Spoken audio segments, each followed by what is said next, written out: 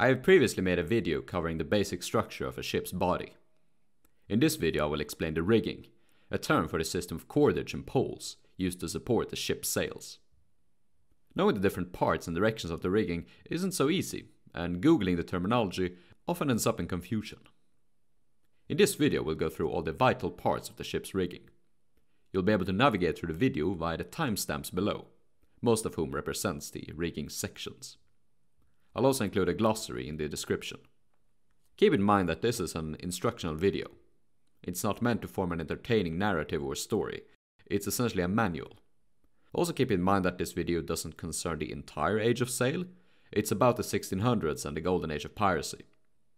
If I didn't include some type of sail or rigging piece, it's either because it's too complicated for a general overview like this, or because it wasn't used within the aforementioned time frame. Some basic terminology. Line refers to any rope that has been assigned a function.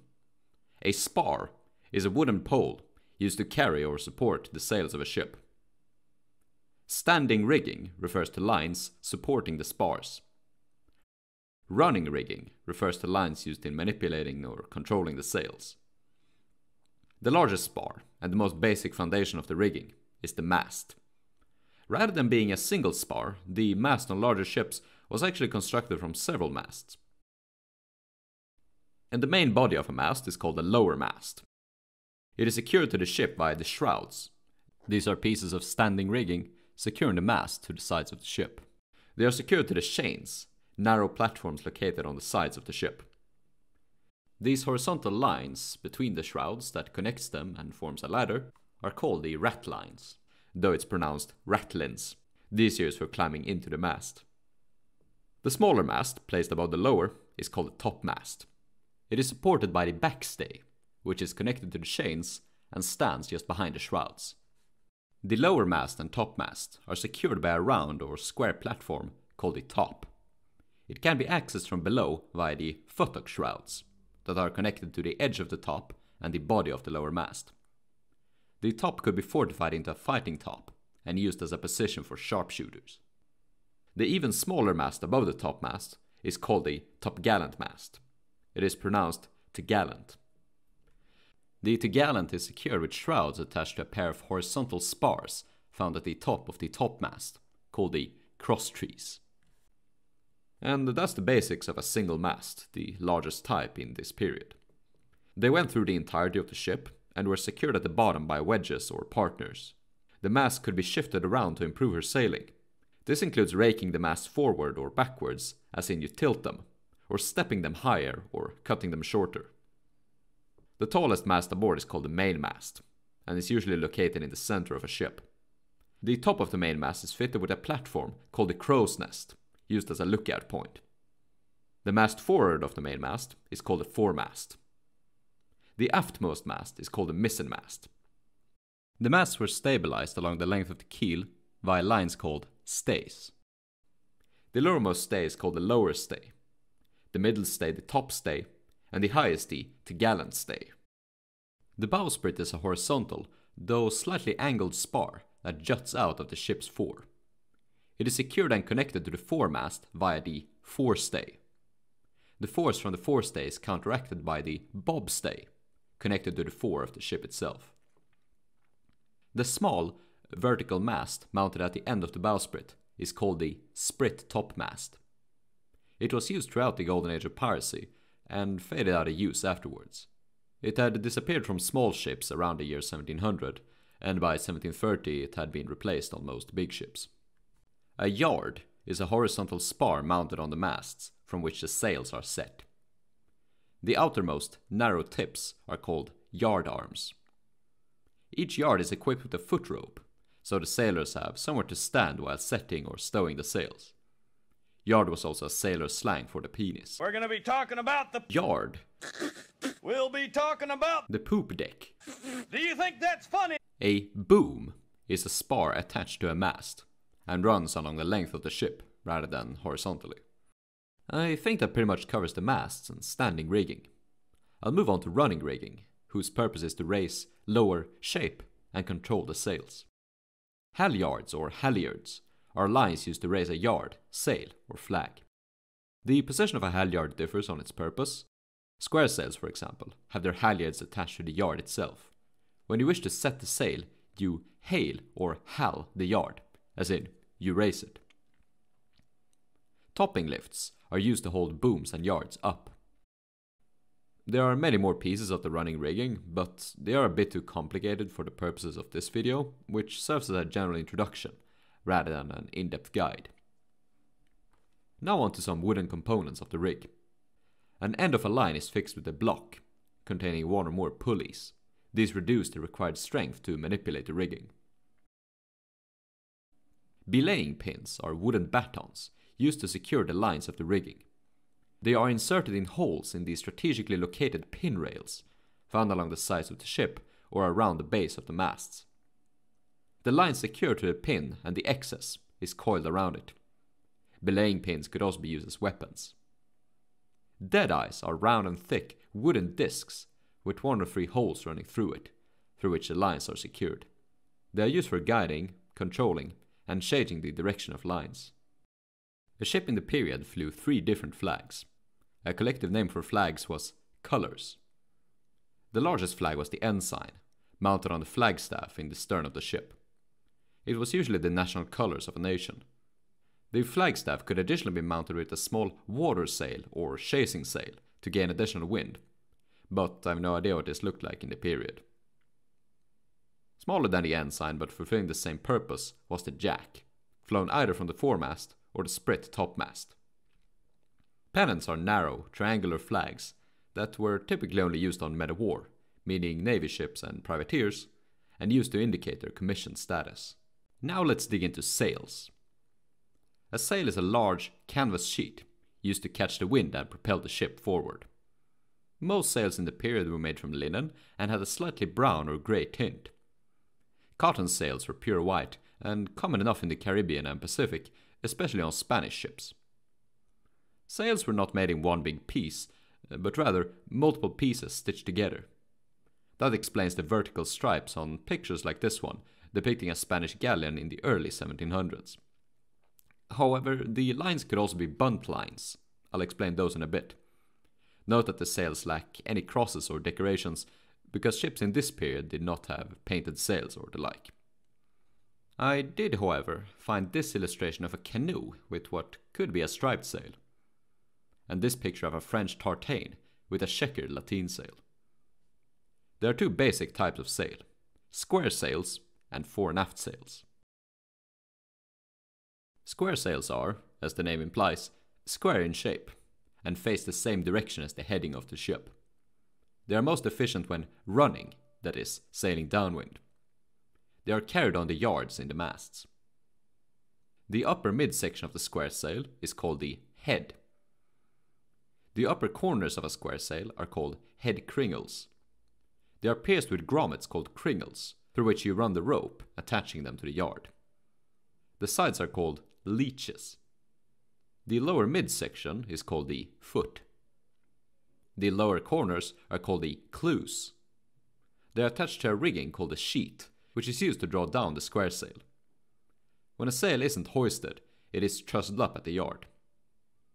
I mentioned before the stripes on depicted sails. These could also be clew lines and bunt lines. Clew lines are lines running through the leeches down to the clews, and bunt lines run across the entire length of the sail.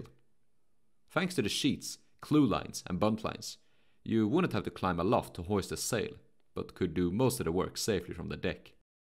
There might seem like there are many square sail types, but the types really just define their location on the mast. In the Golden Age, masts never had more than 3 square sails, so it's easy enough to remember. The biggest sails on the main mast and foremasts are located at the lower mast sections. They are known as courses. The course on the main mast is called the main course, or mainsail. Though it's spelled mainsail, it's pronounced mainsail. The course on the foremast is called the forecourse, or foresail. The courses provide the bulk of the ship's sail power. The sail found on the topmast is called the topsail. Again, defined by which mast it belongs to. You have main topsail and fore topsail. And don't forget, the mizzen topsail. I should also mention that the topsail isn't named after the fact that it's mounted at the top of the mast, which it was sometimes, but not always, but rather that it's mounted above the top. You know, the platform separating the top mast and the lower mast. The topmost sail, mounted from the topgallant, is called the topgallant sail, pronounced topgarnsail. Since the topsails and topgarnsails were vital for ship combat, lowering them was an act of submission, either to a superior enemy or to a higher commanding officer. The square sail mounted on the sprit mast is called the sprit topsail. The sail mounted below the bowsprit is called the spritsail. Studding sails, pronounced stunsails, are extra sails mounted from an additional stunsail booms that run out along the yards. In good winds, they allow the ship a great deal of speed. Fore-and-aft sails refers to any sails that are set along the length of the ship or along the line of its keel. They are attached to booms or to different lines. The benefit of fore-and-aft sails is that they can catch more wind when heading against it. However, fore-and-aft sails perform worse with the wind. Most fore-and-aft sails are triangular, as in this first example. The topmost corner is called the head. The back edge is called the leech. The corner at the bottom of the leech is called the clew. The corner opposite to the clew is called the tack. The edge running between the clew and tack is called the foot. If rigged on a mast, the foot is typically attached to a boom at the clew and tack. The front edge is called the luff. It is typically attached along a mast or a stay, the line connecting two masts. The clew lines and bunt lines of a triangular sail are placed horizontally. As this indicates, the sail is then hoisted by drawing it out. The oldest fore-and-aft sail is the lateen. It is a triangular sail attached to a long yard, mounted at an angle on the mast. Mediterranean ships are often mounted with only lateen sails, but in the rest of the Western world, lateen sails were usually relegated to the mizzen mast. A lateen sail mounted on the mizzen was simply known as the mizzen sail. A typical mizzen was rigged with a mizzen sail and a topsail above it. Some mizzens were tall enough to afford a topgarnsail, but they seem to have been rare. Staysails are triangular sails attached to the stays, the lines connected between two masts. Every sail located before the foremast is called a headsail. That includes the sprit topsail and the spritsail. The inner sail mounted on the stay between the foremast and bowsprit is just called the staysail. The sail mounted on the outer stay is called the jib. The staysail and jib began replacing the spritsail topmast around the year 1700 and had entirely replaced them by 1730. The simple triangular sail shown in my previous example is called the Bermuda sail. The two vertical corners, the head and tack, are attached to the mast. The two horizontal corners, the tack and clew, are attached to a boom. The gaff sail is a four-cornered but unevenly shaped fore-and-aft sail. Thus, its components are similar, but slightly different to a triangular sail. The clew and tack are the same, as are the foot, luff, and leech. The topmost corner, or the upper aft corner, is called the peak. The upper forward corner, located above the tack, is called the throat. The edge between the peak and throat is called the head. The clew and tack are attached to a boom as usual, whilst the throat and peak to a leaning spar called the gaff. The gaff sail is hoisted up like a square sail, via the two halyards. One attached to the throat, one to the peak. The lug sail is similar to the gaff sail in shape. The difference is that when the lug sail is raised, its area overlaps the mast. I was uncertain on what to call this section. Sail maneuvers can imply navigational moves of the entire ship, whereas I intend to describe what you do typically with an individual sail. I think I'll cover the former in its own video. In their base state, sails are furled, meaning that they are rolled up or folded against the spar they are attached to. The ropes that tie the furled sails together are called gaskets. Furling is the act of rolling up, folding, and securing the sail, when you don't want to use it. Before the sails can be set, they need to be unfurled. Setting the sail refers to the overall action of making them ready for usage. You set them. The first act is to hail the yard holding up the sail, that is, raising it to its greatest height. After doing so, you douse the sail, increasing its area, usually to its fullest extent. This is done by pulling the clew lines and bunt lines, and letting gravity do most of the work. Trimming is the act of adjusting the size of the sails to get the most out of the wind. A sail isn't always fully set, that's only optimal in perfect conditions. If you're sailing against the wind, full sail would make you go backwards. Sometimes it's what you want though. This period watercolor shows a full rigged ship with most of its sails furled, only the topsails and mizzensail at full. The forecourse is at half sail. Reefing is the act of reducing the sail's area, either completely taking it in or just slightly, as shown on the forecourse of the watercolor, the opposite of dowsing. Now we can take a look at how these different sails were combined to form sail plans, or simply riggings. The names of these riggings usually define the type of ship, but a type of ship was named after different reasons. Many ship types did not have a specified rigging, whereas others had a vaguely defined or a very specific rigging. Neither will I cover every single rigging during the Golden Age, let alone the Age of Sail, because there were a lot. Not to mention that the definitions of these riggings changed during the entire sail ship period. I don't want to explain it, and keep in mind that this video only really concerns the Golden Age of sea roving. Due to the strengths and weaknesses of both square sails and fore-and-aft sails, ships were often rigged with a combination, though square sails were favoured the most. Mixing allowed some degree of flexibility. In the strictest sense of the word, the term ship means only vessels with a ship rig. The strictly defined ship is also called the full-rigged ship. At its very basic, it's defined as 3 masts rigged with square sails. A popular ship rig for large men of war went as follows: 3 masts, the mizzen rigged to lateen, and a topsail. In the 1700s, the lateen would be replaced with a gaff. The mainmast rigged to a mainsail, main topsail, and a main to'garnsail. The foremast rigged to a forecourse, fore topsail, and a fore to'garnsail. The bowsprit with a spritsail and a sprit topsail. The stunsails and staysails were optional. After 1730, the spritsail and sprit topsail were replaced with a staysail and a jib. This exact rigging can be seen in this period watercolor of an English frigate, which also has 2 staysails between the fore and mainmast.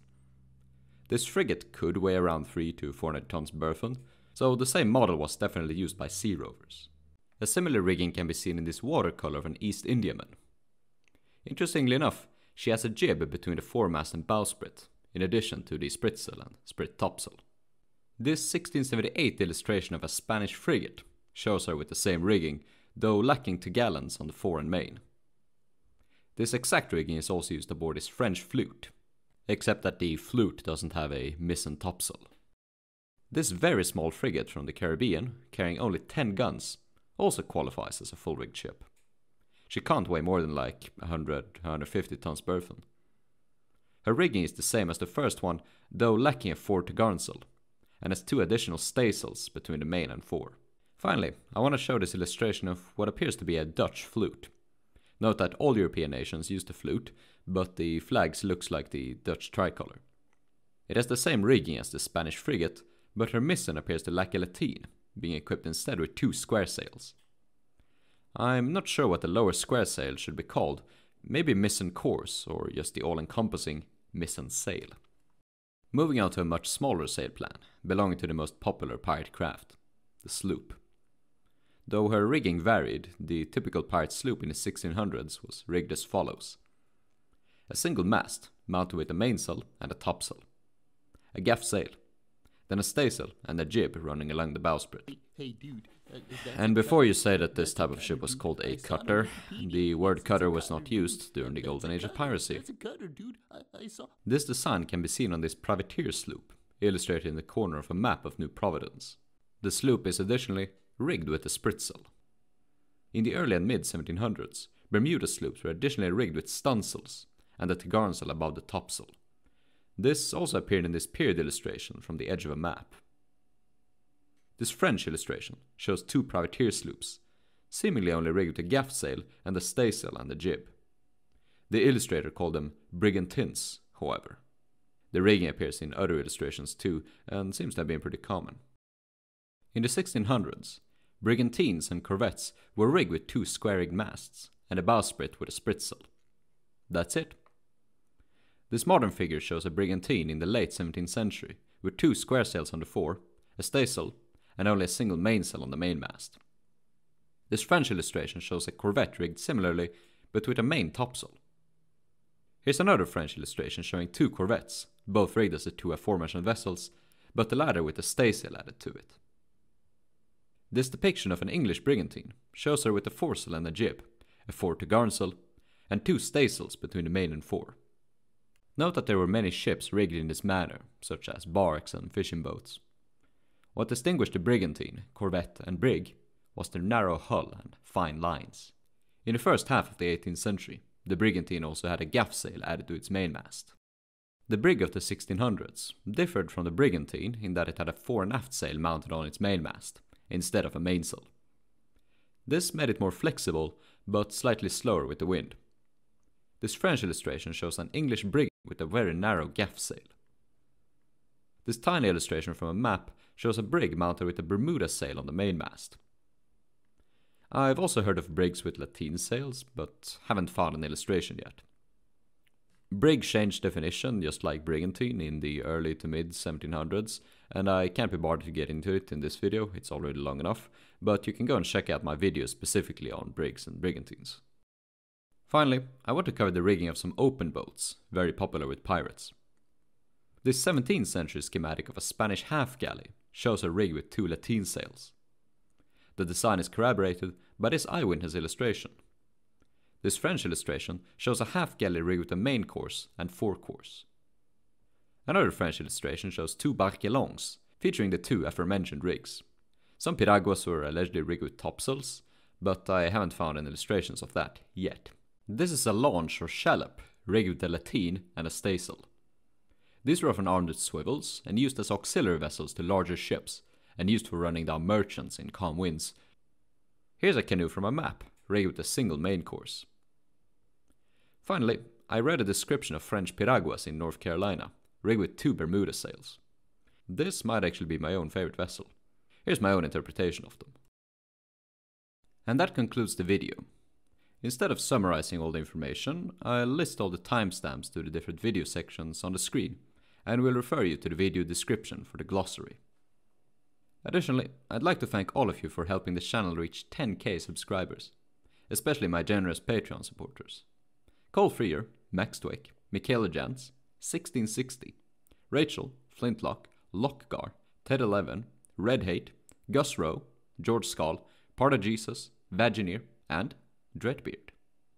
Next week I'll be posting a 10k subscriber question and answer special, so feel free to ask me any questions in the comments or in the server Discord found in the video description. Cheers. We're gonna be talking about the Yard.